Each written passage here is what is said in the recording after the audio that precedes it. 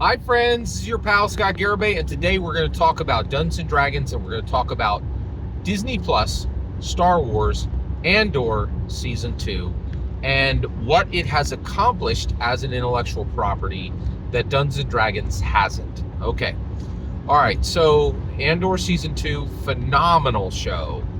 Not enjoyable, endurable. And if you can endure it, you will grow as a person, right? And this is the point. Before Andor Season 2, there were shows that had fans who enjoyed it. Oh, give me that sweet milk chocolate. Ooh, that's tasty and sweet. I love it, right?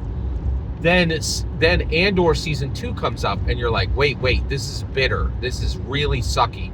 It's chocolate. This is content. Okay, you need to eat that. Wait, I don't like this. This is really bitter. It's dark chocolate.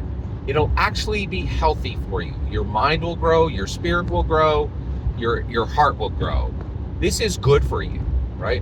I don't like it, right? No, of course you don't like it. You're going to endure it, right? And so Andor Season 2 created fans who endure. And that has never been done before on any intellectual property at the scale that they did it for Star Wars, right? It is shocking what they accomplished.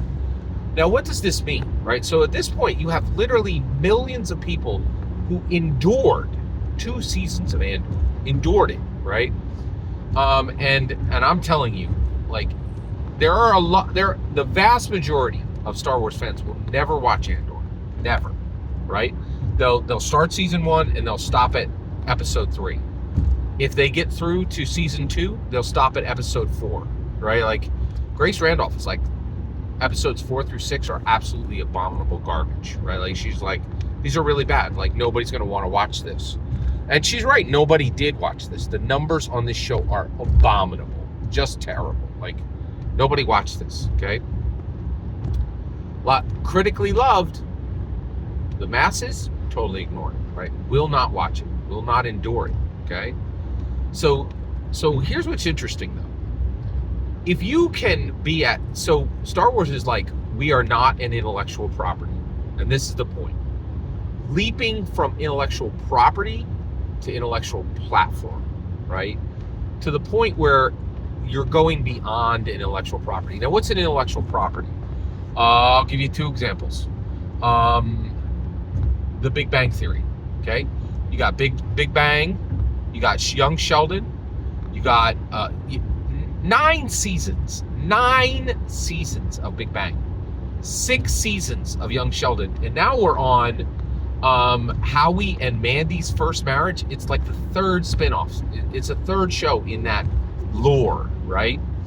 And it has its own lore. It is an intellectual property. Okay, there's tons of merch, there's books, there's towels, all of it. It's an intellectual property, right?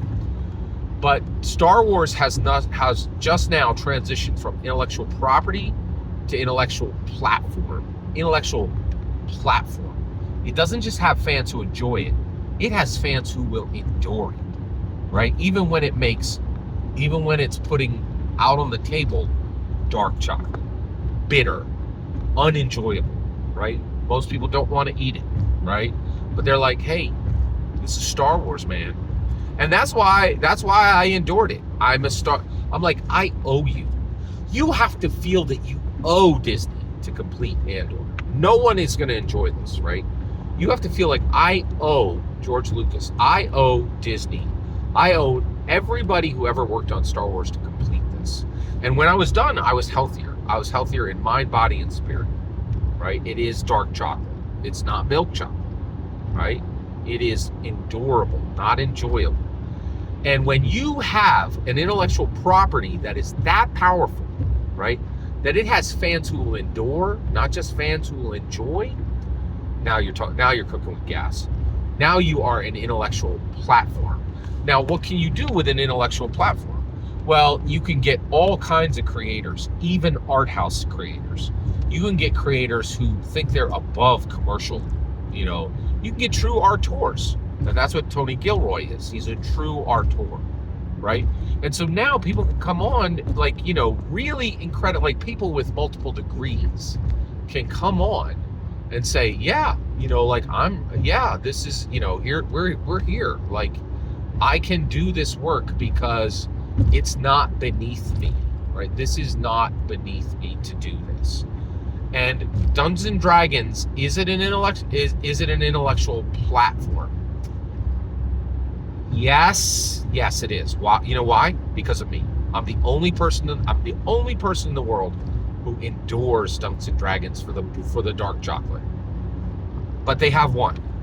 So it is an intellectual property, but it needs to move millions into that position. It needs millions of Scott Garabays, and Dungeons and Dragons does not have that right now. It has one, right?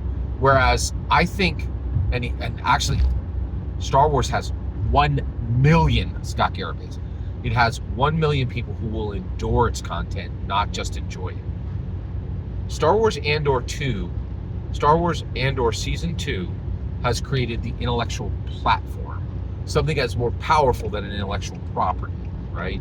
And that's a big deal, because intellectual properties those are only 50 years old, right? Like, they're very new and very powerful and very unique and extremely valuable, right? And they have a lot to do with identity.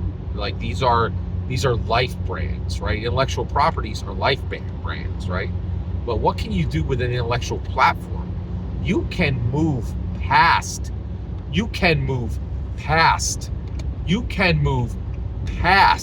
life brands to something even bigger, right? What are life brands? Well, a good example of that would be Harley Davidson. That's a life brand, right? Levi's is a life brand. Dungeons and Dragons is a life brand, right? But when we move to when we move from intellectual property to intellectual platform, we can build something on top of that. We can build something even bigger than a life brand. Okay? Every single word you just heard in this video is my humble opinion. The important part is when I get to hear your humble opinion. When you get in the comments and send your traffic.